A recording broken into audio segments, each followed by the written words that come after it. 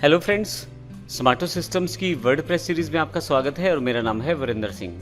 पिछले सेशन में हमने पोस्टर और पेजेस की जानकारी ली थी। अब इस सेशन से हम प्लगइन की बात करने वाले हैं।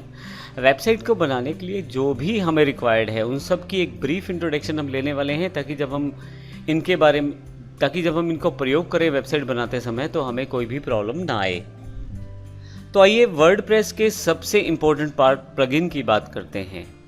एग्जैक्टली वर्डप्रेस अपनी फंक्शनैलिटी को इंक्रीज कर सकता है, अर्थात वर्डप्रेस एक ओपन सोर्स सॉफ्टवेयर है जिसमें बहुत सारी फंक्शनैलिटीज़ पहले से हैं, लेकिन आप उसकी फंक्शनैलिटीज़ को और बढ़ा सकते हैं।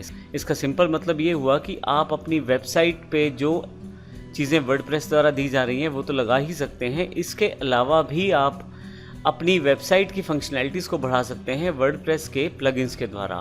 अब प्लगइन्स क्या हैं? असल में प्लगइन्स छोटे छोटे प्रोग्राम्स हैं जो काफ़ी सारे ऑथर्स, पब्लिशर्स और कंपनीज़ के द्वारा बनाए गए हैं और वर्डप्रेस की वेबसाइट पे अवेलेबल हैं। आप इनका प्रयोग अपनी वेबसाइट में कर सकते हैं। काफ़ी सारे प्लगइन जो हैं वो पेड रहते हैं और काफ़ी सारे प्लगइन्स फ्री रहते हैं। हम देखेंगे किस प्रकार से आने वाले सेशंस में फ्री प्लगइन्स का चुनाव करना है, लेकिन अभी बात करते हैं प्लगइन का प्रयोग क्या है। तो असल में आपकी जो वेबसाइट है उसकी आप फंक्शनैलिटी बड़ी आसानी से बिना कोई कोडिंग किए, बिना किसी ज़्यादा मेहनत के बढ़ा सकते हैं। जैसे यहाँ पे मेरे पास एक एग्जांपल है वेबसाइट का, एक यहाँ पे ब्लू बॉक्स दिया गया है। अब इस वेबसाइट पे मान लीजिए मैं किसी कंटेंट को सोशल मीडिया से शेयर करना चाहता हूँ तो मुझे प्लगइन चाहिए। मान लीजिए मेरी वेबसाइट पे कोई विजिटर या कस्टमर या सब्सक्राइबर आता है और उसकी इन्फॉर्मेशन मैं लेना चाहता हूँ तो उसके लिए कॉन्टैक्ट फॉर्म चाहिए, और मान लीजिए वो उसी समय मेरे से बातचीत करना चाहते हैं तो लाइव चैट चाहिए, और इसके अलावा अगर मैं कोई प्रोडक्ट उसे बेचना चाहता हूं तो प्रोडक्ट शोकेस चाहिए। ये सारे फीचर्स आपको प्लगइन्स द्वारा आसानी से अवेलेबल हो जाते हैं। और सबसे बेहतर बात है कि आप ज़्यादा टेक्निकलिटीज़ में जाए बिना ही इन्हें अपनी वेबसाइट पे डायरेक्टली प्रयोग कर सकते हैं। अब यदि मैं इसे अपनी वेबसाइट पे लगा दूं तो प्लगइन लगाने से सबसे बड़ा बेनिफिट ये है, जैसे मैंने एक एग्जांपल लिया है, मेरे पास जो वेबसाइट है उसमें प्रोडक्ट शोकेस डिफाइन कर दिया है मैंने प्लगइन के द्वारा, यानी कि एक प्रोग्राम है प्लगइन के रूप में जिसको मैंने अपनी वेबसाइट पे प्रयोग कर लिया है। फिर कॉन्टैक्ट फॉर्म मैंने एक अलग से प्लगइन प्रोग्राम है जिसको अपनी वेबसाइट में एम्बेड कर लिया है। मैं अपनी वेबसाइट की पोस्ट को सोशल मीडिया पे शेयर करना चाहता हूँ तो मैंने एक और प्लगइन सोशल मीडिया का अपनी वेबसाइट पे लगा दिया है। और यदि कोई कस्टमर मेरे से लाइव चैट में बात करना चाहता है तो उसकी बातचीत मेरे पास आ जाए, मैं उससे बातचीत कर पाऊँ, इसके लिए एक अलग प्लगइन को मैंने प्रयोग कर लिया है। तो मैंने यहाँ पे 4 प्लगइन प्रयोग कर लिए हैं। तो इस तरह के काफ़ी सारे प्लगइन्स अवेलेबल हैं वर्डप्रेस में। वर्डप्रेस की .org पर जाकर इन सभी प्लगइन्स को इन्फॉर्मेशन आप देख सकते हैं। हालांकि हम अभी आने वाले सेशन में देखेंगे कि आप अपनी वेबसाइट पर बैठे बैठे किस प्रकार नए नए प्लगइन्स को प्रयोग कर पाएंगे। हमारे पास हमारी वेबसाइट smartosystems.in पे काफ़ी सारे प्लगइन प्रयोग किए गए हैं। इनको मैं एग्जांपल के रूप में आपको लाइव वेबसाइट पे दिखा देता हूँ। जैसे यदि आप ऊपर की तरफ देखें, यहाँ पे जो सोशल मीडिया आइकॉन्स अवेलेबल हैं जिससे मैं आसानी से अपनी इन्फॉर्मेशन को सोशल मीडिया पे पोस्ट कर सकता हूँ, ये एक प्लगइन के द्वारा संभव हुआ है। यदि आप यहाँ राइट हैंड साइड पर देखें तो ऑनलाइन का एक छोटा सा बटन आ रहा है। यदि मैं इसे क्लिक कर दूँ तो एक बॉक्स मेरे पास अवेलेबल हो जाता है। यह जो बॉक्स है ये भी आपका रिप्रेजेंट करता है एक प्लगइन को जिसमें कोई भी विजिटर इसमें अपनी इन्फॉर्मेशन डालकर हमसे बातचीत कर सकता है स्टार्ट चैट के द्वारा। अभी मैं इसे बंद कर देता हूँ।